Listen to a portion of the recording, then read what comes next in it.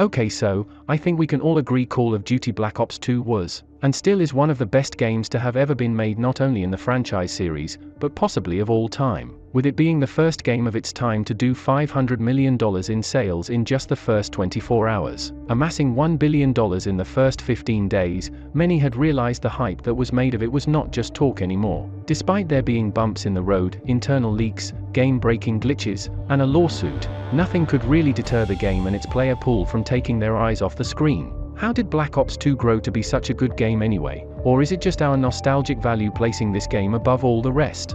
Let's see. Well, like Call of Duty does every year, they announced, "Hey guys, we're making a new game again," and like all of the players do, we bought it. This one was different though, with pre-development teams for the game promising meaningful innovation, and this being the first Call of Duty to be able to be played onto an 8th generation console, the Wii U. Not just that, but it also was the first Call of Duty game to have branching storylines in the campaigns, which many people loved and enjoyed. It was apparent before the game even launched that Call of Duty was clearly moving in the right direction. Appealing to the Wii U, at the time, was a huge player base and untapped potential that Call of Duty smartly decided to include in their release. Not only this, but with BO2 including branching storylines, it was actually one of the first of its time. Many very popular titles with the same idea of having multiple endings to a story followed closely after them. Some of them being The Walking Dead, Life is Strange, Detroit Become Human, Until Dawn, and many, many more. Now the story mode portion of the game, or the campaign, was a part that really struck the eyes of the players. For its time, the high-quality sounds, realistic textures and faces, and animations of the various things in the game, made for it to be a truly realistic and revolutionary FPS experience in 2012. Additionally, Treyarch in their development process, decided to hire 2 historical experts, 21st Century War expert Peter Singer, as well as Oliver North, who was involved in the Iran-Contra affair, each of which were consultants to make sure the game would be historically accurate for the 21st century portion of the game as well as the 1980s portion of the game respectively. This made many people playing the game feel more immersed, as knowing some of these people they are talking to and interacting with in the game were real people that really went through experiences similar to the ones they are playing through. Now, no, I'm not saying everyone you see in the game is a real person and historically 100% accurate, but hiring these experts shows that Treyarch wanted to make the most accurate representation of what this would look like in a modern video game, and based on the ratings and reviews of the campaign, I'd say they hit the mark. Although many really did love the campaign aspect of the game, the multiplayer was actually the aspect of the game that attracted the most attention in totality. Like previous themes for Black Ops 2, Treyarch made sure to emphasize change and real innovation for this game in every way. In saying this, there were many firsts for the multiplayer experience in the Call of Duty franchise as well.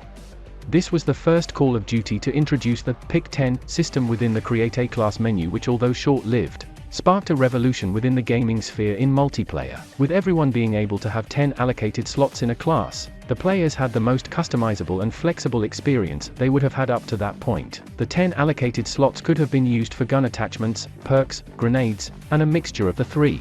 In addition, the previously dubbed kill streaks were renamed score streaks. It also introduced the competitive mode of the game, or league play, which allowed for players of similar skill level to play against one another in a more restricted and raw playfield. Multiplayer was where all the sweaty kids grinded to be Prestige Master, and where majority of the people playing BO2 were.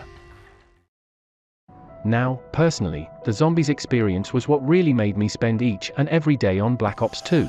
The Zombies was the third Call of Duty to feature a zombies mode after World at War and the Black Ops original, but this was the first to have more game modes other than just the survival mode everyone was accustomed to.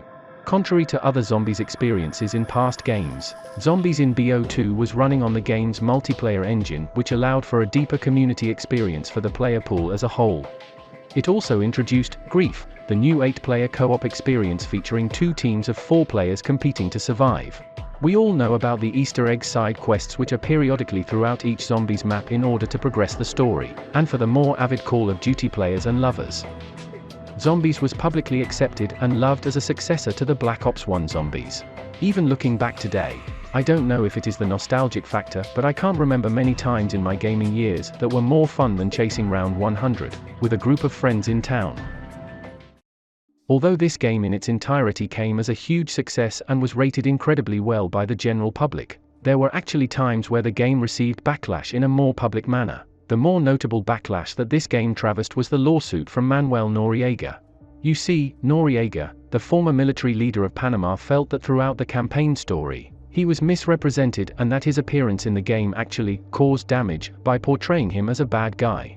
Not much long afterward, Noriega filed the lawsuit and wanted to take action against Activision because of his appearance in the game. The lawsuit was eventually tossed out of court and was ruled as Black Ops 2 just utilizing raw materials, based on public availability of all the information about him and the wars during that time. This lawsuit was so out of nowhere in fact that Rudy Giuliani, the former mayor of New York City who also served as Activision's co-counsel on this case, said, "This was an absurd lawsuit from the very beginning and we're gratified that in the end, a notorious criminal didn't win." All in all, Black Ops 2 was, and still is, remembered and considered one of the best games of all time, not just in the franchise. I'm curious though, where do you rank Black Ops 2? Do you agree and think it's one of the best ever, or do you think it's overrated? Let me know in the comments down below. And with that, thank you for watching and have an amazing day.